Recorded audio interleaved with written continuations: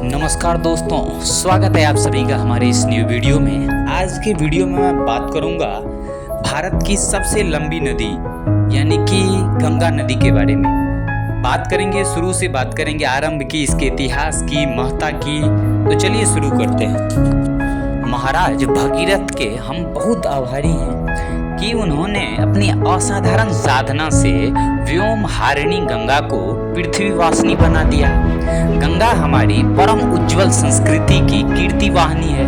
ये हमारे समक्ष भारतीय इतिहास के कितने स्वर्णिम पृष्ठों का अनावरण करती है, कहा नहीं जा सकता। कहा जाता है कि गंगा संसार के पालक विष्णु भगवान के पदनखों से जन्मी। संसार रिष्टा ब्रह्मा ने इस चरणामृत को अपने कमंडलू में धारण किया। भगीरथ की तपस्या के कारण जब महाराज सगर के 60,000 अभिशप्त पुत्रों का उद्धार करने के लिए गंगा प्रबल वेग से आकाश से उतरी तो शिव ने इन्हें अपना जटावान मस्तक पर धारण किया। गंगाधर के जटाजूट में अनेक वर्ष चक्कर काटने के बाद ज्येष्ठ मास के शुक्ल पक्ष की 10वीं तिथि को ये पृथ्वी पर आई। मार्ग में इन्होंने जो ही ऋषि के यज्ञ मंडप को बहा दिया।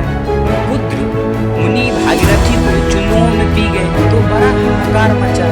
भागीरथ की प्रार्थना पर जो ने इन्हें कान के मार्ग से बाहर किया, इसीलिए ये जन तथा जानवी कहलाई। वहाँ से आगे बढ़ी पहुंचकर भगीरथ के पूर्वजों के भस्म को अपने पवित्र जल से बहाकर स्वर्गलोक तक ले गई। इन पावनी गंगा ने जितने महान कार्य किए उनमें एक एक इन्हें अक्षय यशस्विनी बनाने के लिए पर्याप्त है। शिव के तेज को शांत कर स्कंद के जन्म ग्रहण में सहायिका बनी। गंगा ने कितने दलितों पतितों का उद्धार किया है यह किसे मालूम नहीं है। गंगा यदि और कुछ नहीं करती तो केवल इनका भीष्म जननी होना क्या साधारण बात है। भारतवर्ष के जो सुदीर्घ इतिहास में जो 2-4 वीर व्रती ब्रह्मचारी हुए उनमें भीष्म का नाम सर्वोपरि है।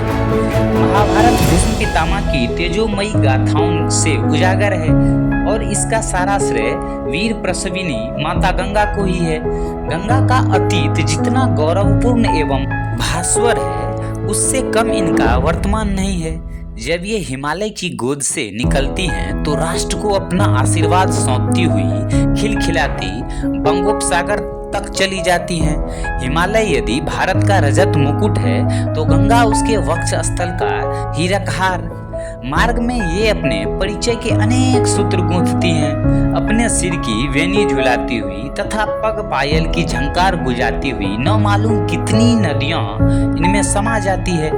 इनका जल भारतीय जनता के लिए तीर्थ जल है, अमृत तुल्य है। इनकी लहरों की वीणा पर नवजीवन का संगीत अरह बजता रहता है। इनकी दूधिया मुस्कुराहट से सैकड़ों मील प्रसन्नता की चांदनी छिटकती रहती है।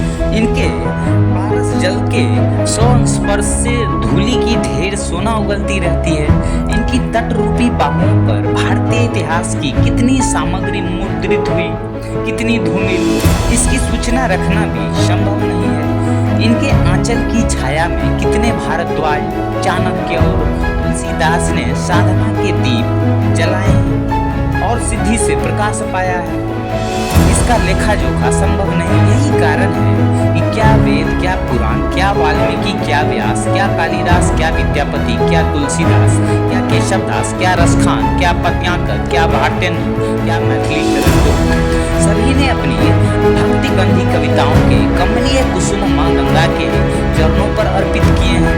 लोकगीत की एक नायिका गंगा माता से अनुनय करती है कि ये धीरे बहे क्योंकि उसका प्रियतम पार उतरने वाला है। गंगा उससे प्रश्न करती है कि किस चीज को तेरी नैया है तथा किस चीज की पतवार उसमें लगी है। गीत की पंक्तियां देखें, धीरे बहो गंगा ते धीरे बहो मोरा पियो उतरई दे पार, काहे की तोरी नैया रे काहे की करुआर, कौन तोरा नैया खेवैया रे ये धनी उतरई पार, धर्म की मोरी नैया रे सत की पतवार। गंगा माता के प्रश्न बड़े महत्वपूर्ण हैं। उन्होंने हमारे देश की संस्कृति से ही मानो प्रश्न पूछे हैं। नायिका ने अपने उत्तर में हमारी संस्कृति के मूलभूत रहस्य का उद्घाटन किया है। वह कहती है कि धर्म की मेरी नाव है, और सत्य की पतवार। जो देश या जाति धर्म की नाव पर सत्य की पतवार का सहारा लेकर जीवन यात्रा पर निकल पाती है, उसके पार हो जाने में संदेह तो नहीं ही होना चाहिए। गंगा ही इस देश जाति के धर्म और सत्य की वाहिका रही है। किंतु आज हम वैज्ञानिक सभ्यता के विवेकशील प्राणी गंगा को साधारण जलधारा मानकर उपेक्षित करते हैं। यह बड़ा कष्टकर है। जब गंगा अपने प्रियतम सागर से मिलने जाती हैं, तो उन्हें हम नगरों की दुर्गंधमयी गंदी नालियों का अर्घ्य देते हैं, सड़ी गली वस्तुओं तथा कूड़ा करकटों का नैवेद्य देते हैं तथा मृतक पशुओं एवं नरों के रुंड मुंडों का पुष्पमाल बनाते हैं। क्या यही हमारी कृतज्ञता का ज्ञापन है? कदापि नहीं। जो देव नदी गंगा गीता और गायत्री की तरफ पवित्र है और हमारे समक्ष हर क्षण अपना सहज मातृ स्नेह लुटाती रहती है, उनके प्रति हमारा उपेक्षा भाव अक्षम्य अपराध है। हम उनकी महिमा से परिचित हों, उनकी सेवा सेवन और उनके जल को पवित्र रखने से हमारी लौकिक और पारलौकिक उन्नति निश्चित है।